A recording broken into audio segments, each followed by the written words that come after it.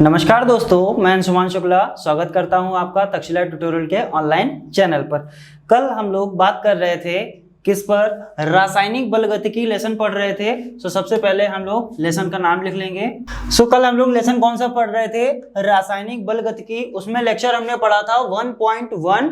आज हम लेक्चर की बात करेंगे 1.2। यानी 1.1 में हमने क्या पढ़ा था? 1.1 में हमने ये पढ़ा था कि रासायनिक बलगतिकी क्या होती है, रासायनिक अभिक्रियाएं क्या होती हैं, अभिक्रिया की औसत दर क्या होती है या अभिक्रिया का औसत वेग क्या होता है। ठीक है, इसके बारे में हम लोगों ने कल पढ़ाई करी थी।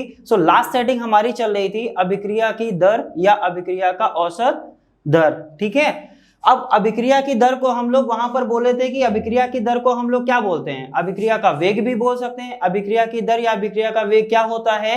एकांक समय में, जहां पर समय निश्चित हो, एकांक समय में अभिकारक या उत्पाद की सांद्रता में जो परिवर्तन होता है वही अभिक्रिया की दर या अभिक्रिया का वेग कहलाता है। उसी से हम आगे के टॉपिक स्टार्ट करेंगे। आज का टॉपिक हमारा क्या रहेगा? चलिए टॉपिक देखते हैं। आज का हमारा टॉपिक क्या है? अभिक्रिया की दर का टक्कर का सिद्धांत। हमको क्या बात करनी है? आज टक्कर के लिए बात करनी है।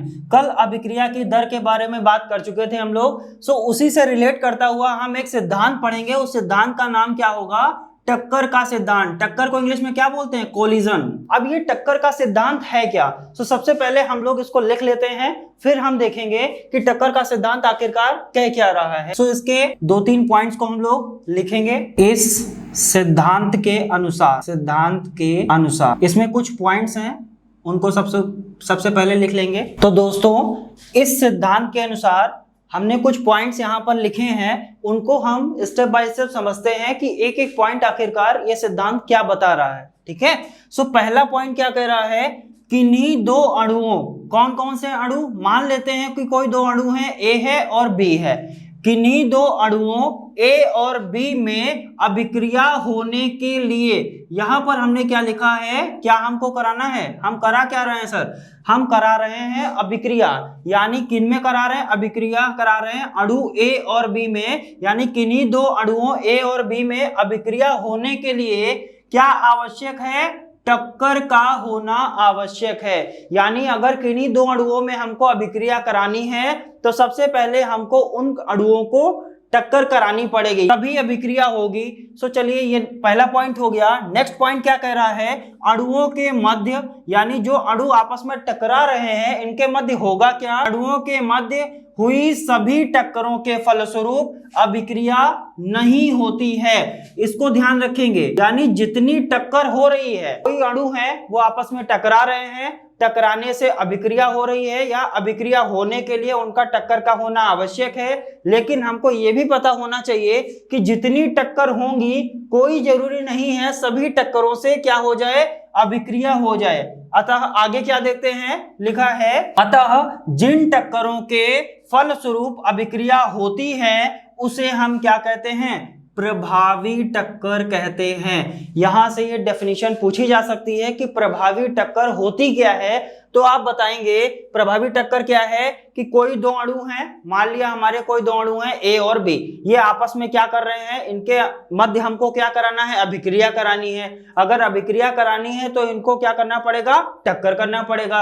अब ये अणु आपस में टक्कर करेंगे, आपस में टक्कर कर रहे हैं तो कोई आवश्यक नहीं है कि जितनी टक्कर हो रही हैं सभी से अभिक्रियाएं हो जाएं। ठीक है, लेकिन फिर उसमें कोई तो अणु ऐसे होंगे जो टकराएंगे और जिनसे अभिक्रिया होगी।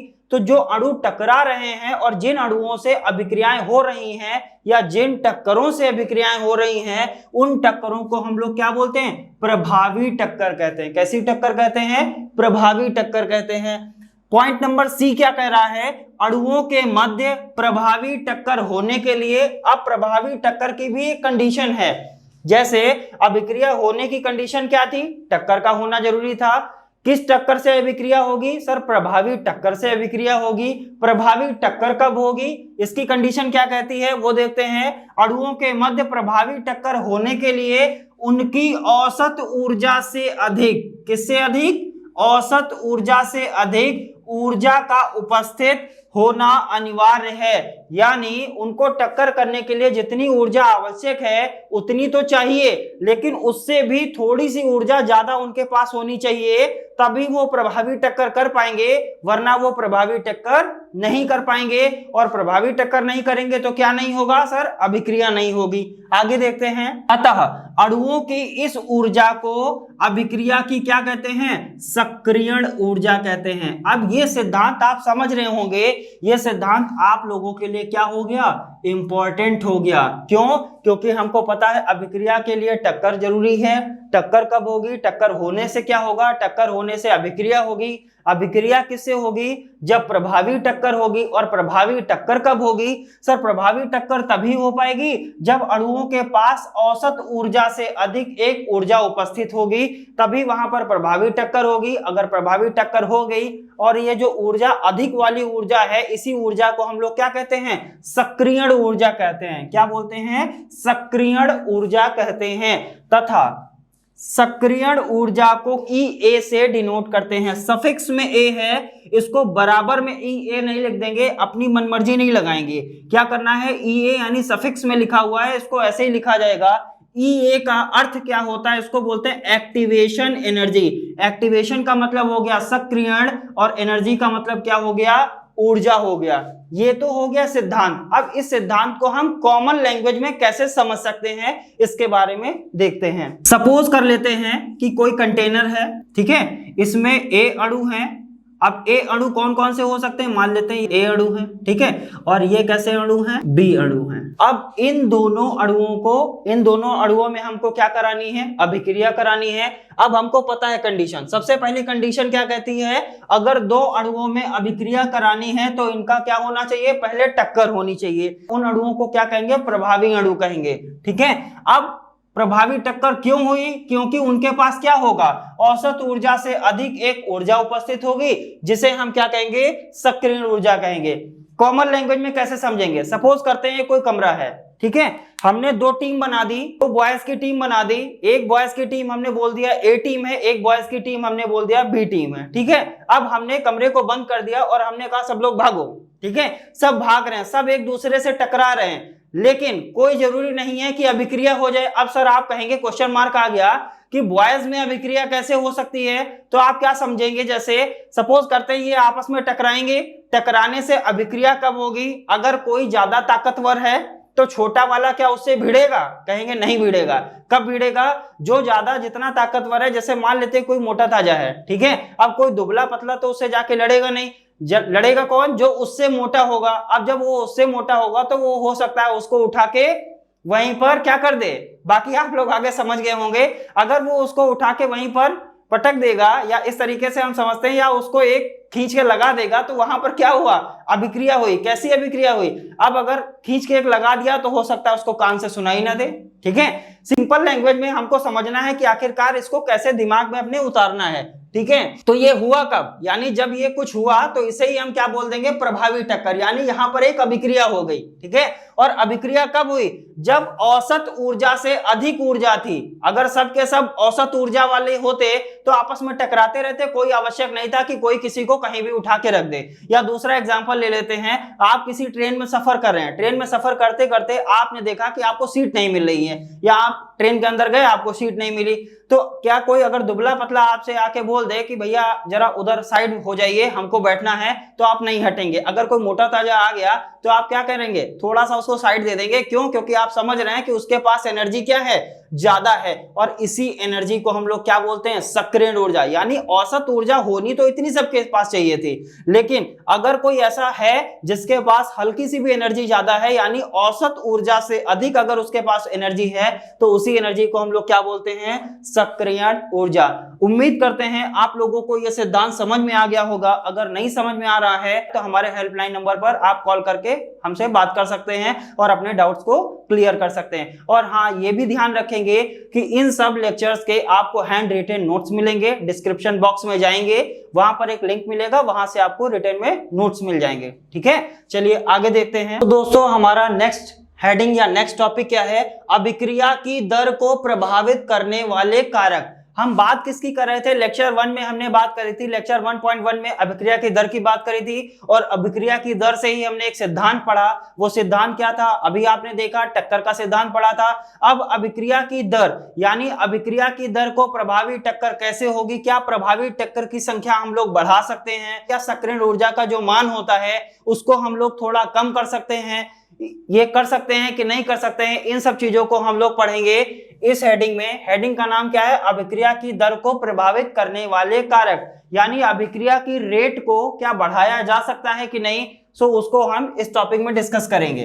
देखते हैं तो हमारा टॉपिक क्या कह रहा है कि किसी अभिक्रिया की दर यानी अभिक्रिया की किसी अभिक्रिया की दर यानी अभिक्रिया की जो दर होती है वो अभिकारकों की प्रकृति। अब अभिकारक के बारे में आप लोग परिचित हैं, लेक्चर 1.1 में हमने वहां पर बताया है कि अभिकारक क्या होते हैं। सो अभिकारकों की प्रकृति, सांद्रता, ताप, उत्प्रेरक की उपस्थिति आदि पर निर्भर करती है। वहां पर लेक्चर 1.1 में हमने सांद्रता के बारे में भी बताया था। सांद्रता क्या होती है, इकाई आयतन में उपस्थित पदार्थ की मात्रा विलयन की क्या कहलाती है, सांद्रता कहलाती है। अब हम देखते हैं क्या सांद्रता में अगर परिवर्तन करेंगे तो अभिक्रिया की दर पर क्या प्रभाव पड़ेगा। इसी तरीके से ताप में परिवर्तन करेंगे तो अभिक्रिया की दर पर क्या प्रभाव पड़ेगा, और उत्प्रेरक की अगर उपस्थिति हो जाए तो अभिक्रिया तो इसी तरीके से उत्प्रेरक की उपस्थिति होने पर अभिक्रिया की दर पर क्या प्रभाव पड़ेगा, इसके बारे में हम लोग देखते हैं। सो पॉइंट वाइज चलेंगे। सबसे पहला पॉइंट क्या है, सबसे पहला पॉइंट हमारा क्या है, अभिक्रिया की दर पर सांद्रता का प्रभाव। अभिक्रिया की दर पर सांद्रता का प्रभाव देखने के लिए हम क्या करेंगे, मान लेते हैं कि कोई कंटेनर में ए अणु और बी अणु है, ठीक है, कोई कंटेनर है उसमें ए अणु और बी अणु ले लिए। अब हम कहें कि ये आपस में अभिक्रिया कर रहे हैं, अभिक्रिया कर रहे हैं तो बना क्या रहे हैं, ए और बी आपस में अभिक्रिया करके हमने मान लिया क्या बना रहे हैं, सी बना रहे हैं। ये क्या होता है, अभिकारक होता है, और जो नया पदार्थ बनता है वो क्या कहलाता है, उत्पाद कहलाता है। ये सब कहाँ हमने पढ़ा, लेक्चर 1.1 में हमने देख लिया था। जब ये अभिकारक आपस में अभिक्रिया करेंगे और अभिक्रिया कर सी बनाएंगे, वो कब बनाया होगा, जब ये आपस में टक्कर किए होंगे। अगर टक्कर किए होंगे तो यहीं से प्रभावी टक्कर बनी होगी, और प्रभावी टक्कर कब हुई होगी, जब इनके पास क्या होगा, सक्रियण ऊर्जा होगी, ठीक है। सो हम देखते क्या है, सांद्रता का प्रभाव हमको देखना है। अब सांद्रता कैसे बढ़ाएंगे, मान लेते हैं हमने इसमें ए अणुओं की संख्या बढ़ा दी, यानी हम सांद्रता बढ़ा रहे हैं। सांद्रता होती क्या है, पदार्थ की मात्रा ही तो होती है सांद्रता। पदार्थ की मात्रा का मतलब जितना पदार्थ होता है, अगर हम उस पदार्थ को बढ़ा देंगे तो देखेंगे क्या प्रभाव पड़ेगा। अगर इस कंटेनर में हमने ए अणुओं की संख्या बढ़ा दी तो पहले मान लेते हैं ए अणु हमारे इतने थे, अब ए अणु थोड़े से और आ गए तो अणुओं की संख्या ज्यादा हो गई। अगर अणुओं की संख्या ज्यादा होगी तो क्या टक्कर ज्यादा होगी कि नहीं होगी, तो आपका आंसर होगा यस सर, बिल्कुल। अगर अणुओं की संख्या ज्यादा होगी तो टक्कर भी ज्यादा होगी। तो अभिक्रिया हमारी तेजी से हुई, अभिक्रिया तेजी से हुई तो हम यह कह सकते हैं कि अभिक्रिया की दर भी क्या हो जाती है, बढ़ जाती है। यानी इसमें हम क्या लिख सकते हैं, अगर शॉर्ट फॉर्म में हमको समझना है तो हम लिख सकते हैं कि सांद्रता को बढ़ाने पर, एरो का मतलब क्या होता है, यहां पर हम दिखा रहे हैं कि सांद्रता को हम क्या कर रहे हैं, बढ़ा रहे हैं। अगर हम सांद्रता को बढ़ाते हैं तो क्या होगा, सांद्रता को बढ़ाने पर क्या होता है सर, अभिक्रिया की दर क्या हो जाती है, बढ़ जाती है। अब इस एरो का मतलब क्या है, बढ़ना, यानी सांद्रता बढ़ाने पर अभिक्रिया की दर पर क्या प्रभाव पड़ता है। तो आप शॉर्ट फॉर्म में समझ सकते हैं कि सांद्रता बढ़ाने पर अभिक्रिया की दर भी क्या हो जाती है, बढ़ जाती है। घबराना बिल्कुल नहीं है, इसका डिटेल नोट्स हमने आपको डिस्क्रिप्शन बॉक्स में लिंक दिया हुआ है, वहां से आपको इसका डिटेल नोट्स मिल जाएगा, पूरी डेफिनेशन वहां पर लिखी होगी और इन सब चीजों को वहां से देख लेंगे। यहाँ पर हमको क्या करना है, समझना है, ठीक है। अब अगला पॉइंट हमारा क्या है, ताप। अभिक्रिया की दर पर ताप का क्या प्रभाव पड़ेगा, इसको देखते हैं। अभिक्रिया की दर पर ताप का प्रभाव, ठीक है, सिंपल सा चीज वही है, ए अणु है, बी अणु है, एक कंटेनर ले लिया, उसमें अणुओं की संख्या ए ले ली और बी ले ली, ठीक है। अब हम इसमें अणुओं की संख्या नहीं बढ़ाएंगे, हम क्या करेंगे, इसको ताप देंगे। तो जब टेम्परेचर बढ़ाएंगे तो अणुओं की ऊर्जा क्या होगी, बढ़ जाएगी। जाहिर सी बात है, आप टेम्परेचर बढ़ाएंगे तो अणुओं की ऊर्जा क्या होगी, बढ़ेगी। अगर अणुओं की ऊर्जा बढ़ जाएगी, जो अणु आराम से सुस्त पड़े हुए थे, उनके पास भी अब ऊर्जा आ गई। अगर उनके पास ऊर्जा आ गई तो वो भी क्या करेंगे, आपस में टक्कर करेंगे। अगर आपस में टक्कर करेंगे तो उसमें प्रभावी टक्कर भी क्या हो जाएगी, प्रभावी टक्कर की संख्या भी बढ़ जाएगी। अगर प्रभावी टक्कर की संख्या बढ़ गई तो अभिक्रिया की दर भी क्या हो जाएगी, या अभिक्रिया हमारी तेजी से होने लगेगी। अगर अभिक्रिया तेजी से हो गई तो हम क्या कह सकते हैं, अभिक्रिया की दर भी क्या हो जाती है, बढ़ जाती है। यानी ताप बढ़ाने पर अभिक्रिया की दर क्या हो जाती है, बढ़ जाती है। इसको शॉर्ट फॉर्म में कैसे लिखेंगे, तो शॉर्ट फॉर्म में हम क्या लिखते हैं, ताप को क्या कर दिया जाए, अगर बढ़ा दिया जाए तो अभिक्रिया की दर पर क्या प्रभाव पड़ेगा, तो अभिक्रिया की दर भी क्या हो जाएगी, बढ़ जाएगी। हम ताप के बारे में देख चुके हैं। अब हम बात किसके लिए कर लेते हैं, उत्प्रेरक की उपस्थिति। उत्प्रेरक की उपस्थिति अगर हो जाएगी तो अभिक्रिया की दर पर क्या प्रभाव पड़ेगा, इसके बारे में देखते हैं। उत्प्रेरक एक्चुअल में होता क्या है, आपने हाई स्कूल में भी पढ़ा होगा और फर्स्ट ईयर में भी पढ़ा होगा। उत्प्रेरक क्या होते हैं, अगर कॉमन लैंग्वेज में देखा जाए तो उत्प्रेरक वो होते हैं जो किसी न किसी चीज को मोटिवेट कर देते हैं। नॉर्मल लैंग्वेज में अगर हम लोग देखें तो अगर आप कोई काम करना चाहते हैं और आप उसी काम के लिए आपको कोई ऐसा मिल जाए जो बताए कि ये काम अच्छा है, तो आपके अंदर अगर एनर्जी हो या ना हो तब भी आप क्या करते हैं, मोटिवेट हो जाते हैं। और मोटिवेट हो जाएंगे तो वो काम क्या करने लगेंगे, तेजी से करने लगेंगे। ऐसा ही रासायनिक अभिक्रिया में भी होता है। रासायनिक अभिक्रिया में उत्प्रेरक क्या काम करता है, उत्प्रेरक क्या करता है, एनर्जी को बढ़ा देता है। यानी जो अणु होते हैं उनकी एनर्जी बढ़ जाती है। अगर उत्प्रेरक उपस्थित हो गया, सिंपल सी बात वही है, कंटेनर है, ए अणु है, बी अणु है, आपस में टकराएंगे, अभिक्रिया होगी और अभिक्रिया होके बनेगा क्या, ए और बी टकरा के मान लेते हैं क्या बनाता है, सी बनाता है। तो इनके पास कुछ ऊर्जा होगी और ऊर्जा कब होगी, हमने बताया था ए और बी आपस में टकराएंगे या ए और बी आपस में अभिक्रिया करके क्या बनाएंगे, सी बनाएंगे।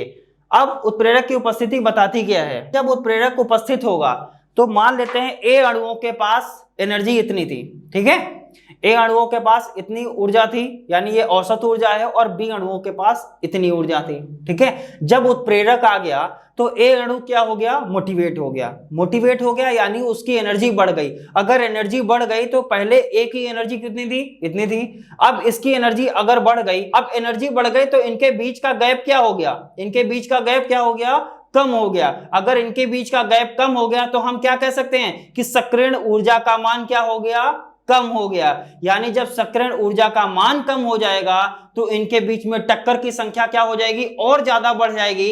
अगर प्रभावी टक्कर की संख्या बढ़ गई तो ए और बी तेजी से अभिक्रिया करके क्या बनाएंगे, सी बना देंगे। सी है क्या, मान लेते हैं कोई उत्पाद है, हमने बताया था इस साइड क्या होते हैं, अभिकारक होते हैं, इस साइड क्या होता है, उत्पाद होते हैं। यानी उत्प्रेरक की उपस्थिति से क्या होगा, अभिक्रिया की दर क्या हो जाती है, बढ़ जाती है। चलिए अब ये टॉपिक हमारा कंप्लीट हो गया, बढ़ते हैं नेक्स्ट टॉपिक की तरफ और देखते हैं।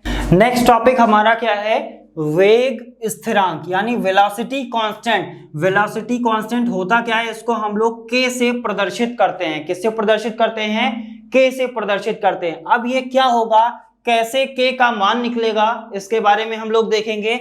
मान लेते हैं, क्या मानते हैं, माना कोई रासायनिक अभिक्रिया। वेग स्थिरांक कैसे निकाला जाएगा, स्टार्टिंग में क्या मान लिया कि कोई रासायनिक अभिक्रिया है।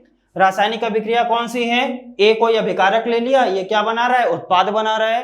प्रारंभ में सांद्रता मान लेते हैं कि कोई अभिकारक के कितने अणु हैं, स्मॉल ए अणु हैं। चूंकि प्रारंभ है तब उत्पाद नहीं होगा, यानी उत्पाद में अणुओं की संख्या कितनी होगी, 0 होगी।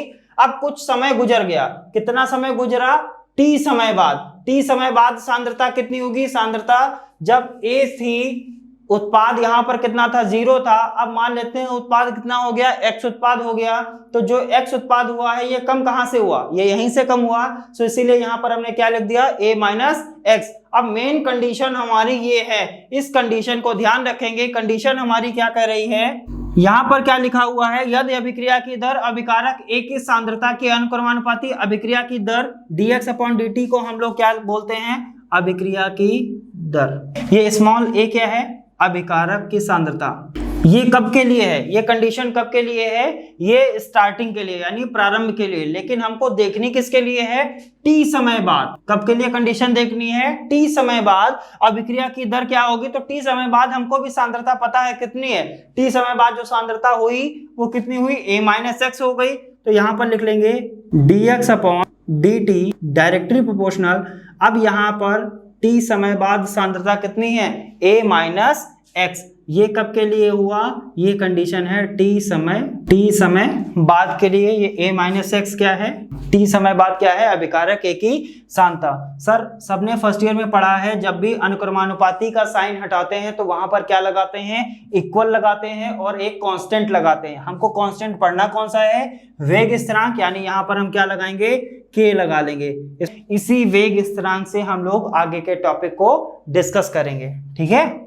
सो ये हुआ आपका वेग स्थिरांक। अब हम बात करते हैं, इसमें एक नोट हम बनाएंगे। नोट क्या है वो आपके लिए इंपॉर्टेंट होगा, उसको देखते हैं, ठीक है। अब हम लोग एक नोट बनाएंगे, नोट देखते हैं क्या है। तो दोस्तों हम लोग देखते हैं, हमने एक नोट लिखा हुआ है, ये इंपॉर्टेंट है, इसको ध्यान रखेंगे। नोट क्या कह रहा है कि किसी रासायनिक अभिक्रिया के वेग स्थिरांक k का मान, वेग स्थिरांक क्या होता है, k होता है, k का मान जो होता है वो निश्चित ताप पर कैसा होता है, निश्चित। यानी अगर ताप जो है वो आपका निश्चित है तो वेग स्थिरांक k का मान भी क्या होगा, निश्चित होगा। लेकिन अगर आप ताप क्या कर रहे हैं, बढ़ा रहे हैं, तो वेग स्थिरांक का मान क्या हो जाता है, बढ़ जाता है। यानी निश्चित ताप पर निश्चित, व ताप बढ़ाने पर क्या हो जाता है, बढ़ता है।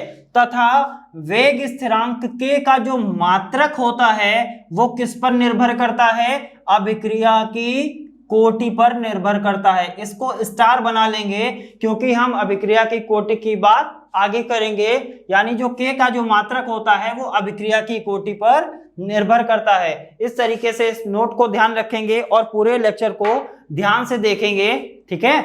तो दोस्तों घबराने की आवश्यकता नहीं है, जितना भी हम यहाँ पर पढ़ा रहे हैं इसका आपको हैंड रिटन नोट्स मिल जाएगा। कहाँ मिलेगा सर, डिस्क्रिप्शन बॉक्स में जाएंगे, वहां पर एक लिंक दिया होगा, वहां से आपको नोट्स की सारी पीडीएफ मिल जाएंगी और नोट्स से आप पढ़ाई करेंगे। जो बच जाएगा वो आप वीडियो से देख के पढ़ाई करेंगे। अगर फिर भी मन में कोई डाउट आता है तो आप क्या करेंगे, आप हमारे हेल्पलाइन नंबर पर कॉल करके हम लोगों से बात करके अपने डाउट्स को क्लियर कर सकते हैं। धन्यवाद।